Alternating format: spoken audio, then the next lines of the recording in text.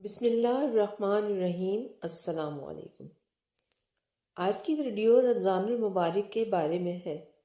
کیا رمضان المبارک روزے، نماز اور تراویح پڑھنے کا نام ہے؟ یقیناً نہیں۔ تو اس میں ایسی کیا خاص بات ہے؟ آئیے جانتے ہیں۔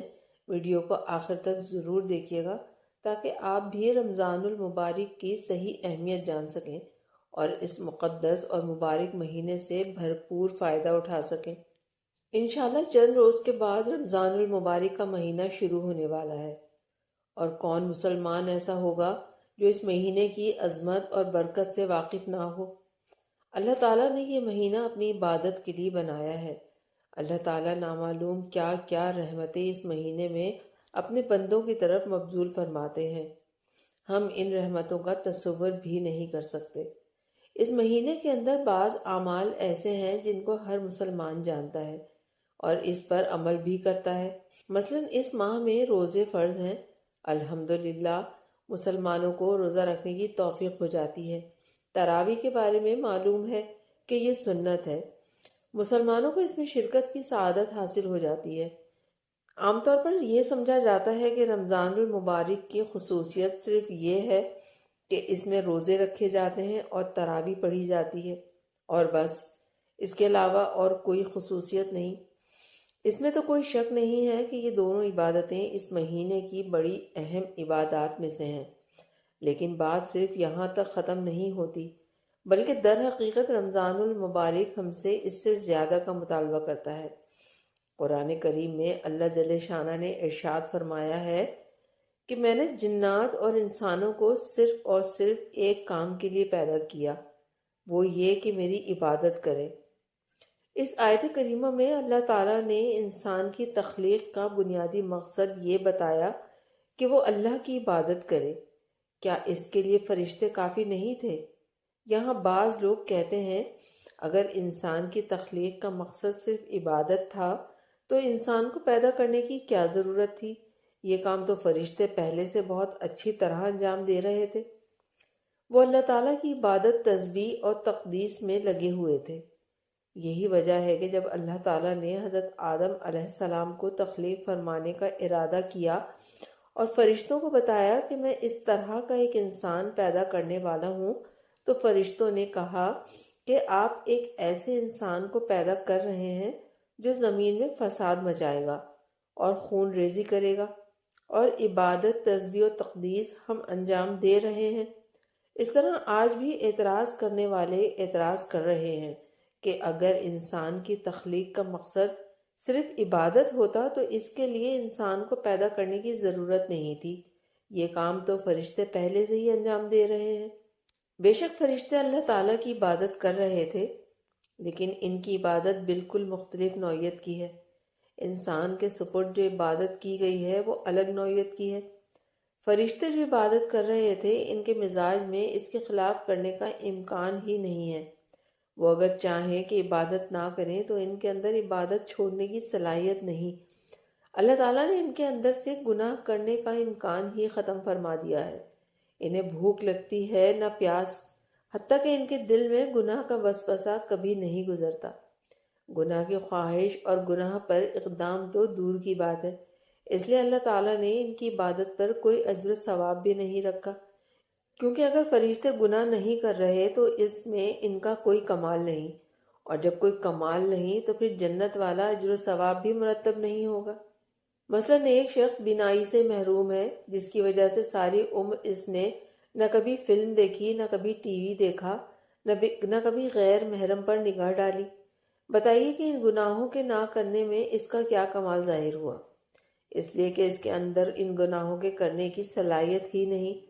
لیکن ایک دوسرا شخص جس کی بینائی بالکل ٹھیک ہے، جو چیز چاہے دیکھ سکتا ہے، لیکن دیکھنے کی صلاحیت موجود ہونے کے باوجود جب کسی غیر محرم کی طرف دیکھنے کا تقاضا دل میں پیدا ہوتا ہے تو فوراً صرف اللہ تعالیٰ کے خوف سے نگاہ نیچی کر لیتا ہے۔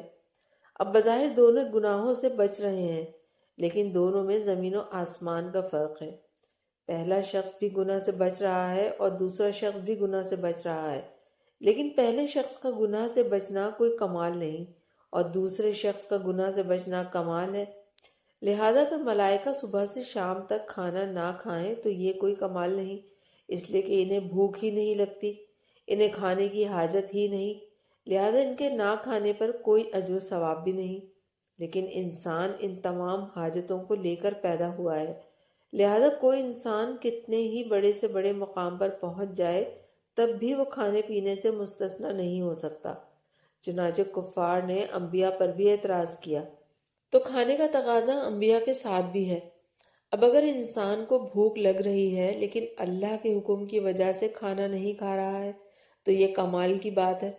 اس لیے اللہ تعالیٰ نے فرشتوں سے فرمایا کہ میں ایک ایسی مخلوق پیدا کر رہا ہوں جس کو بھوک بھی لگے گی، پیاس بھی لگے گی، اور اس کے اندر گناہ کرنے کے دائے کبھی اس کے اندر پیدا ہوں گے۔ لیکن جب گناہ کا دایا پیدا ہوگا اس وقت وہ اللہ تعالیٰ کو یاد کر لے گا اور اسے یاد کر کے اپنے نفس کو اس گناہ سے بچا لے گا۔ اس کی ہی عبادت اور گناہ سے بچنا ہمارے یہاں قدر و قیمت رکھتا ہے، جس کے اجر و ثواب اور بدلہ دینے کے لیے ایسی جنت تیار کر رکھی ہے جس کی صفت ارضها السماوات والارض ہے۔ یہ انسان اللہ کے خوف اور عظمت کے تصور سے اپنی آنکھ کو گناہ سے بچا لیتا ہے، گناہوں کی طرف اٹھتے ہوئے قدموں کو روک لیتا ہے۔ تو یہ عبادت ہے۔ یہ عبادت فرشتوں کے بس میں نہیں تھی، اس عبادت کے لیے انسان کو پیدا کیا گیا۔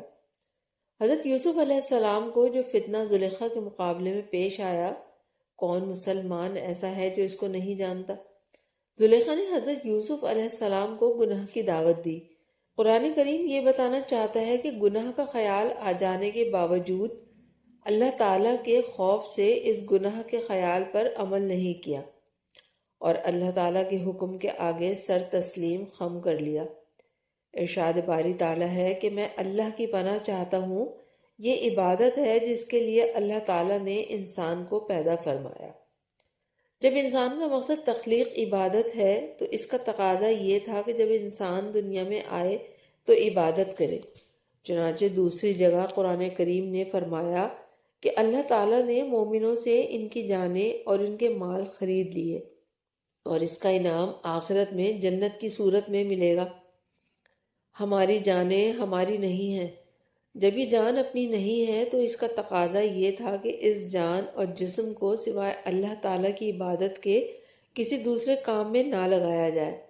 لہٰذا اگر ہمیں اللہ تعالیٰ کی طرف سے یہ حکم دیا جاتا ہے کہ تمہیں صبح سے شام تک دوسرے کام کرنے کی اجازت نہیں، لیکن قربان جائیے ایسے خریدار پر کہ اللہ تعالیٰ نے ہماری جان و مال کو خرید بھی لیا اور اس کی قیمت بھی پوری لگا دی، یعنی جنت، پھر وہ جان و مال میں واپس بھی لوٹا دیا کہ یہ جان و مال تم اپنے پاس رکھ لو، اور ہمیں اس بات کی اجازت دے دی کہ کھاؤ پیو کماؤ اور دنیا کے کاروبار کرو، بس 5 وقت کی نماز پڑھ لیا کرو اور فلاں فلاں چیزوں سے پرہیز کرو، باقی جس طرح چاہو کرو۔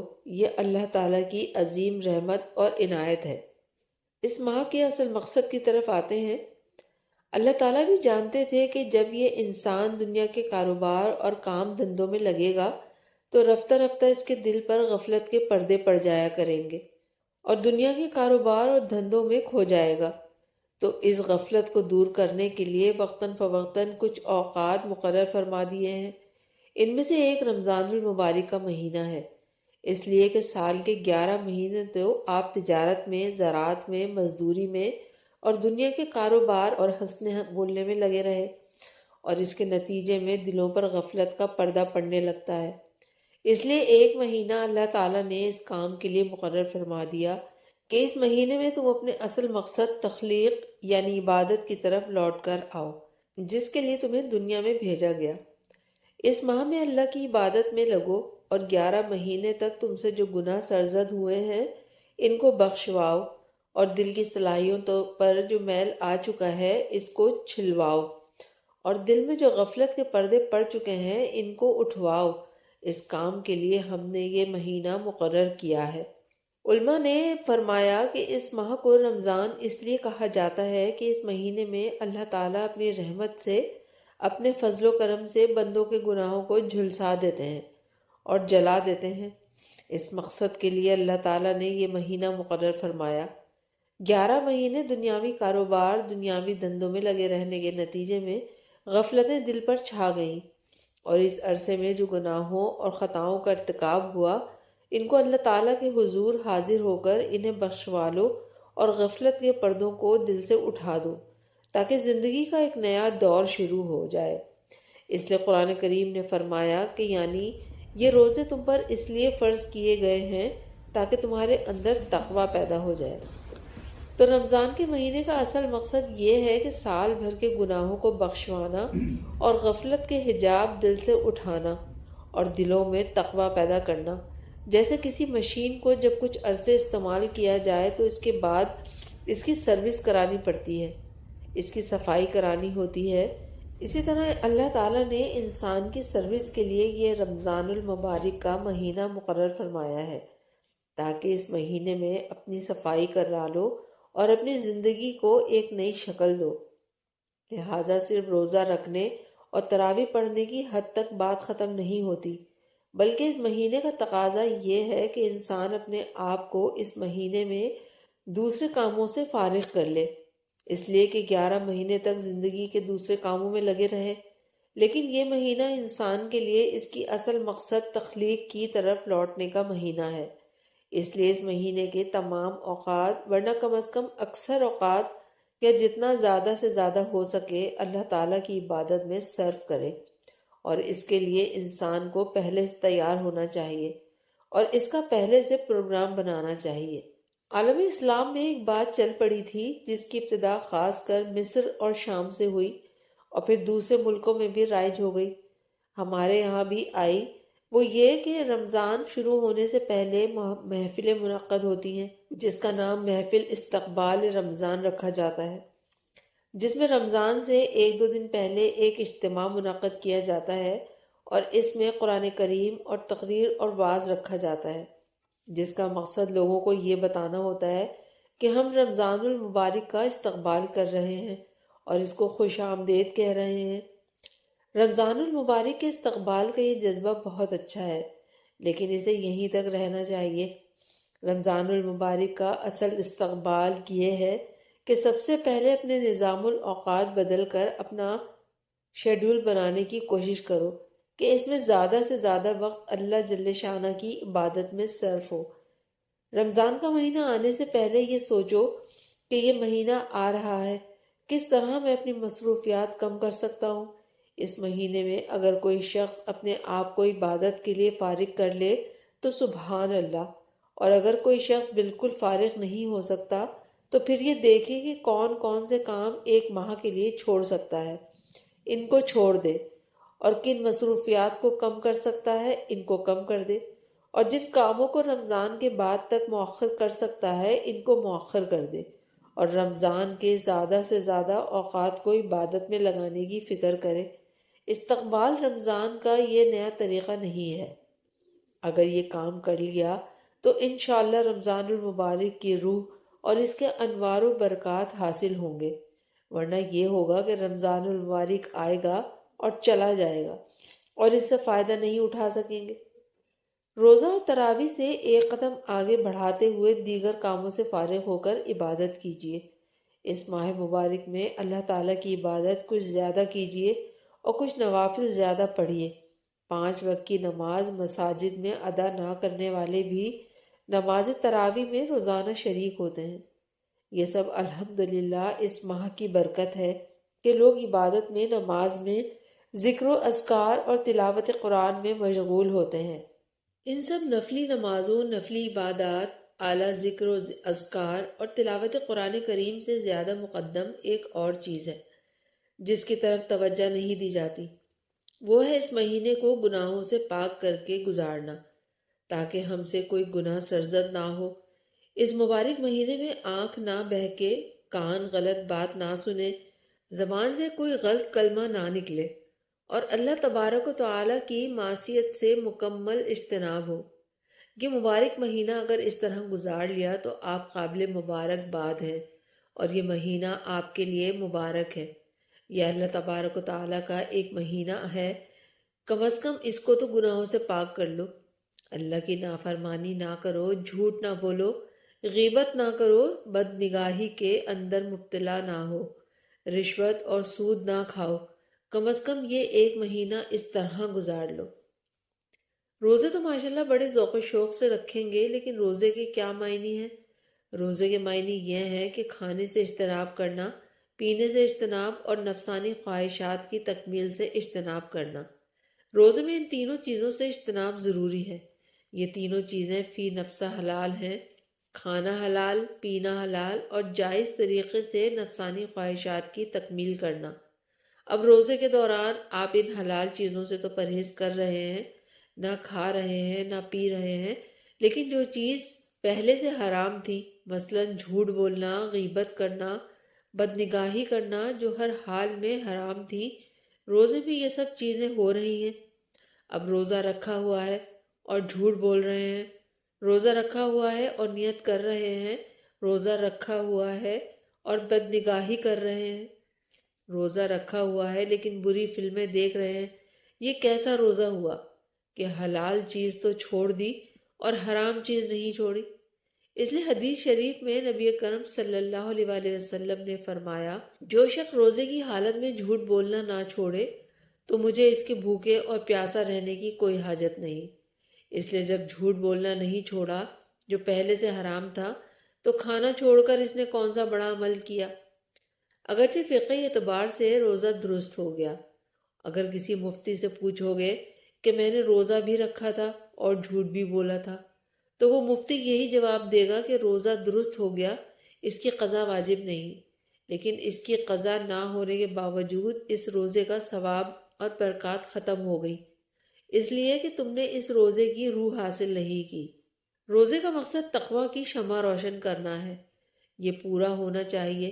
ارشاد باری تعالیٰ ہے، اے ایمان والو، تم پر روزے فرض کیے گئے جیسے پچھلی امتوں پر فرض کیے گئے، تاکہ تمہارے اندر تقوی پیدا ہو۔ یعنی روزہ تقوی کی شمع روشن کرنے کے لیے ہے۔ بعض علماء اکرام نے فرمایا کہ روزے سے تقوی اس طرح پیدا ہوتا ہے کہ روزہ انسان کی قوت حیوانیہ کو توڑتا ہے اور قوت نیکی کو طاقتور بناتا ہے۔ جب آدمی بھوکا رہے گا تو اس کے نتیجے میں گناہوں پر اقدام کرنے کا دایا اور جذبہ سست پڑ جائے گا۔ حضرت مولانا شاہ اشرف علی تھانوی نے فرمایا کہ صرف قوت بھی توڑنے کی بات نہیں ہے، بلکہ بات دراصل یہ ہے کہ جب آدمی صحیح طریقے سے روزہ رکھے گا تو یہ روزہ خود تقوی کی ایک عظیم الشان سیڑھی ہے۔ اس لیے کہ تقوی کے کیا معنی ہے؟ تقوی کے معنی ہے کہ اللہ جل شانہ کی عظمت کے استحصار سے، گناہوں سے بچنا، یعنی یہ سوچ کر کہ میں اللہ تعالیٰ کا بندہ ہوں اور اللہ تعالیٰ مجھے دیکھ رہے ہیں، اللہ تعالیٰ کے سامنے حاضر ہو کر مجھے جواب دینا ہے اور اللہ تعالیٰ کے سامنے پیش ہونا ہے۔ اس تصور کے بعد جب انسان گناہوں کو چھوڑتا ہے تو اس کا نام تقوی ہے، جیسا کہ اللہ تعالیٰ فرماتے ہیں، یعنی جو شخص اس بات سے ڈرتا ہے کہ مجھے اللہ تعالیٰ کے دربار میں حاضر ہونا ہے اور کھڑا ہونا ہے، اس کے نتیجے میں وہ اپنے آپ کو ہوائے نفس اور خواہشات سے روکتا ہے۔ لہٰذا روزہ حصول تقوی کے لیے بہترین ٹریننگ اور بہترین تربیت ہے۔ جب روزہ رکھ لیا تو آدمی پھر کیا ہی گناہ گار، خطا کار، فاسق اور فاجر ہو، جیسا بھی ہو، لیکن روزہ رکھنے کے بعد اس کی یہ کیفیت ہوتی ہے کہ سخت گرمی کا دن ہے اور سخت پیاس لگی ہوئی ہے اور کمرے میں اکیلا ہے، کوئی دوسرا پاس موجود نہیں، اور دروازے پر کنڈی لگی ہوئی ہے اور کمرے میں فریج موجود ہے اور اس فریج میں ٹھنڈا پانی موجود ہے۔ اس وقت انسان کا نفس یہ تقاضا کرتا ہے کہ اس شدید گرمی کے عالم میں ٹھنڈا پانی پی لوں، لیکن کیا وہ محض فریج سے ٹھنڈا پانی نکال کر پی لے گا؟ ہرگز نہیں پیے گا۔ حالانکہ اگر وہ پانی پی لے تو کسی بھی انسان کو کانو کان خبر نہ ہوگی، کوئی لعنت و ملامت کرنے والا نہیں ہوگا، اور دنیا والوں کے سامنے وہ روزہ دار ہی رہے گا، اور شام کو باہر نکل کر آرام سے لوگوں کے ساتھ افطاری کر لے گا، تو کسی شخص کو بھی پتہ نہیں چلے گا کہ اس نے روزہ توڑ دیا ہے۔ لیکن اس کے باوجود وہ پانی نہیں پیتا۔ کیوں نہیں پیتا؟ پانی نہ پینے کی اس کے علاوہ کوئی اور وجہ نہیں ہے کہ وہ یہ سوچتا ہے کہ اگرچہ کوئی مجھے نہیں دیکھ رہا ہے، لیکن میرا مالک جس کے لیے میں نے روزہ رکھا ہے وہ مجھے دیکھ رہا ہے۔ اس لیے اللہ جل شانہ فرماتے ہیں کہ میں ہی اس کا بدلہ دوں گا۔ یعنی روزہ میرے لیے ہے، لہٰذا میں ہی اس کی جزا دوں گا۔ اعمال کے بارے میں تو یہ فرمایا کہ کسی عمل کا 10 گنا اجر، کسی عمل کا 70 گنا اجر اور کسی عمل کا 100 گنا اجر ہے، حتیٰ کہ صدقے کا اجر 700 گنا ہے۔ لیکن روزے کے بارے میں فرمایا کہ روزے کا اجر میں دوں گا، کیونکہ روزہ اس نے صرف میرے لیے رکھا ہے۔ اس احساس کا نام تقویٰ ہے۔ اگر یہ احساس پیدا ہو گیا تو تقویٰ بھی پیدا ہو گیا۔ لہٰذا تقویٰ روزے کی ایک شکل بھی ہے اور اس کے حصول کی ایک سیڑھی ہے۔ روزے اس لیے فرض کیے تاکہ تقویٰ کی عملی تربیت ہو، ورنہ یہ تربیتی کورس مکمل نہیں ہوگا۔ اور جب تم روزے کے ذریعے عملی تربیت حاصل کر رہے ہو تو پھر اس کو اور ترقی دو اور آگے بڑھاؤ۔ لہٰذا جس طرح روزے کی حالت میں شدت پیاس کے باوجود پانی پینے سے رک گئے تھے اور اللہ کے خوف سے کھانا کھانے سے رک گئے تھے، اسی طرح جب کاروباری زندگی میں گئے اور وہاں پر اللہ کی معصیت اور نافرمانی کا تقاضا پیدا ہو تو یہاں بھی اللہ کے خوف سے اس کی معصیت سے رک جاؤ۔ تقویٰ اس وقت پیدا ہوگا جب اللہ کی نافرمانیوں اور معصیتوں سے پرہیز کرو گے۔ روزے کا اصل مقصد یہ ہے کہ ان کے علم کی اتباع ہو، اور سارے دین کا دار و مدار اللہ اور اللہ کے رسول کے حکم کی اتباع ہے۔ وہ جب کہیں کھاؤ اس وقت کھانا دین ہے، اور جب وہ کہے کہ مت کھاؤ اس وقت نہ کھانا دین ہے۔ اللہ تعالیٰ نے اپنی اطاعت اور اپنی اتباع کا عجیب نظام بنایا ہے کہ سارا دن تو روزہ رکھنے کا حکم دیا اور اس پر بڑا اجر و ثواب رکھا، لیکن ادھر آفتاب غروب ہوا اور یہ حکم آ گیا کہ اب جلدی افطار کرو، اور افطار میں جلدی کرنے کو مستجب قرار دیا۔ اور بلا وجہ افطار میں تاخیر کرنا مکروہ اور ناپسندیدہ ہے۔ کیوں ناپسندیدہ ہے؟ اس لیے کہ جب آفتاب غروب ہو گیا تو اب ہمارا یہ علم آ گیا کہ کھاؤ، اب بھی اگر نہیں کھاؤ گے اور بھوکے رہو گے تو یہ بھوک کی حالت پسند نہیں، اس لیے کہ اصل کام ہماری اتباع کرنا ہے، اپنا شوق پورا کرنا نہیں ہے۔ عام حالات میں زندگی کی کسی چیز کی حرص اور ہوس بہت بری چیز ہے، لیکن جب وہ کہیں کہ حرص کرو تو پھر حرص میں ہی لطف اور مزہ ہے۔ افطار میں جلدی کرو، اور پھر جیسے ہی آفتاب غروب ہو گیا تو یہ حکم آ گیا کہ اب جلدی کھاؤ۔ اب بلا وجہ تاخیر کر دی تو گناہ ہوگا۔ کیوں؟ اس لیے کہ ہم نے حکم دیا تھا کہ کھاؤ، اب کھانا ضروری ہے۔ سحری میں وقت ختم ہونے سے پہلے تک تاخیر سے کھانا افضل ہے، یعنی جلدی کھانا خلاف سنت ہے۔ بعض لوگ رات کو 12 بجے سحری کھا کر سو جاتے ہیں۔ صحابہ کرام کا بھی یہی معمول تھا کہ بالکل آخری وقت تک کھاتے رہتے تھے، اس لیے کہ یہ وہ وقت ہے جس میں اللہ تعالیٰ کی طرف سے نہ صرف یہ کہ کھانے کی اجازت ہے بلکہ کھانے کا حکم ہے۔ اس لیے جب تک وہ باقی رہے گا ہم کھا سکیں گے، کیونکہ اللہ تعالیٰ کے حکم کی اتباع اور اطاعت اسی میں ہے۔ اب اگر کوئی شخص پہلے سحری کھا لے تو گویا کہ اس نے روزے کے وقت میں اپنی طرف سے اضافہ کر دیا، اس لیے پہلے سے سحری کھانے کو ممنوع قرار دیا۔ یہ عجیب قصہ ہے کہ اس ماہ کے لیے تو اللہ تعالیٰ نے فرمایا تھا کہ یہ صبر کا مہینہ ہے، یہ مواخات اور غم خواری کا مہینہ ہے، ایک دوسرے سے ہمدردی کا مہینہ ہے، لیکن اس ماہ میں مواخات کے بجائے لوگ الٹا کھال کھینچنے کی فکر کرتے ہیں۔ ادھر رمضان المبارک کا مہینہ آیا اور ادھر چیزوں کے ذخیرہ اندوزی شروع کر دی، لہٰذا کم از کم اس ماہ سے اپنے آپ کو ایسے حرام کاموں سے بچا لو۔ بعض حضرات وہ ہیں جن کا ذریعہ آمدنی مکمل طور پر حرام ہے، مثلا وہ کسی سودی ادارے میں ملازم ہیں۔ ایسے حضرات اس ماہ میں کیا کریں؟ حضرت ڈاکٹر عبد صاحب ہر آدمی کے لیے راستہ بتا گئے۔ وہ فرماتے ہیں کہ میں ایسے شخص کو جس کی مکمل آمدنی حرام ہے یہ مشورہ دیتا ہوں کہ اگر ہو سکے تو رمضان میں چھٹی لے لے اور کم از کم اس ماہ کے خرچے کے لیے جائز اور حلال ذرائع سے انتظام کر لے، کوئی جائز آمدنی کا ذریعہ اختیار کر لے، اور اگر یہ بھی نہ ہو سکے تو اس ماہ کے خرچ کے لیے کسی سے قرض لے لے اور یہ سوچے کہ میں اس مہینے میں حلال آمدنی سے کھاؤں گا اور اپنے بچوں کو بھی حلال کھلاؤں گا، کم از کم اتنا تو کر لے۔ لوگ اس مہینے میں نوافل وغیرہ کا تو اہتمام بہت کرتے ہیں، لیکن گناہوں سے بچنے کا اتنا اہتمام نہیں کرتے، حالانکہ اس ماہ میں اللہ تعالیٰ نے گناہوں سے بچنے کو آسان فرما دیا ہے۔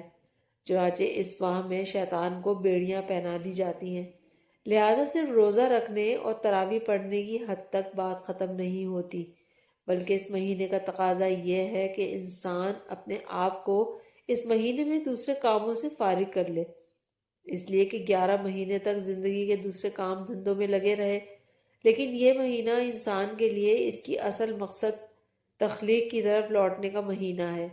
اس لیے اس مہینے کے تمام اوقات، ورنہ کم از کم اکثر اوقات یا جتنا زیادہ سے زیادہ ہو سکے، اللہ کی عبادت میں صرف کرے، اور اس کے لیے انسان کو پہلے سے تیار ہونا چاہیے اور اس کا پہلے سے پروگرام بننا چاہیے۔ جس بات کا روزے سے خاص تعلق ہے وہ ہے غصے سے اجتناب اور پرہیز۔ چنانچہ حدیث شریف میں ہے کہ حضور اقدس نے فرمایا کہ یہ مواخات کا مہینہ ہے، ایک دوسرے سے غمخواری کا مہینہ ہے، لہٰذا غصہ اور غصے کی وجہ سے سرزد ہونے والے جرائم اور گناہ، مثلاً جھگڑا، مار پٹائی اور تو تکار، ان چیزوں سے پرہیز کا اہتمام کریں۔ حدیث شریف میں حضور صلی اللہ علیہ وآلہ وسلم نے یہاں تو فرما دیا کہ یعنی اگر کوئی شخص تم سے جہالت اور لڑائی کی بات کرے تو تم کہہ دو کہ میرا روزہ ہے، میں لڑنے کے لیے تیار نہیں، نہ زبان سے لڑنے کے لیے تیار ہوں اور نہ ہاتھ سے، اس سے پرہیز کریں، یہ سب بنیادی کام ہے۔ جہاں تک عبادت کا تعلق ہے، تمام مسلمان ماشاءاللہ جانتے ہیں کہ روزہ رکھنا، تراویح پڑھنا ضروری ہے، اور تلاوت قرآن کو چونکہ اس مہینے سے خاص مناسبت ہے، چنانچہ حضور نبی کریم صلی اللہ علیہ وآلہ وسلم رمضان کے مہینے میں حضرت جبرائیل علیہ السلام کے ساتھ پورے قرآن کا دورہ فرمایا کرتے تھے۔ اس لیے جتنا زیادہ سے زیادہ ہو سکے اس مہینے میں تلاوت کریں، اور اس کے علاوہ چلتے پھرتے، اٹھتے بیٹھتے زبان سے اللہ کا ذکر کریں، اور تیسرا کلمہ سبحان اللہ والحمد للہ ولا الہ الا اللہ واللہ اکبر اور درود شریف اور استغفار کا چلتے پھرتے اور اس کی کثرت کا اہتمام کریں، اور نوافل کی جتنی کثرت ہو سکے کریں۔ اور عام دنوں میں رات کو اٹھ کر تہجد کی نماز پڑھنے کا موقع نہیں ملتا، لیکن رمضان المبارک میں چونکہ انسان سحری کے لیے اٹھتا ہے، تھوڑا پہلے اٹھ جائے اور تہجد پڑھنے کا معمول بنائے، اور اس ماہ میں نماز خشوع کے ساتھ اور باجماعت پڑھنے کا اہتمام کر لے۔ یہ سب کام تو اس ماہ میں کرنے ہی چاہیے۔ یہ رمضان المبارک کی خصوصیات میں سے ہے، لیکن ان سب چیزوں سے زیادہ اہم گناہوں سے بچنے کی فکر ہے۔ اللہ تعالی ہم سب کو ان باتوں پر عمل کرنے کی توفیق عطا فرمائے اور رمضان المبارک کے انوار و برکات سے صحیح طور سے مستفید ہونے کی توفیق عطا فرمائے۔ آمین یا رب العالمین۔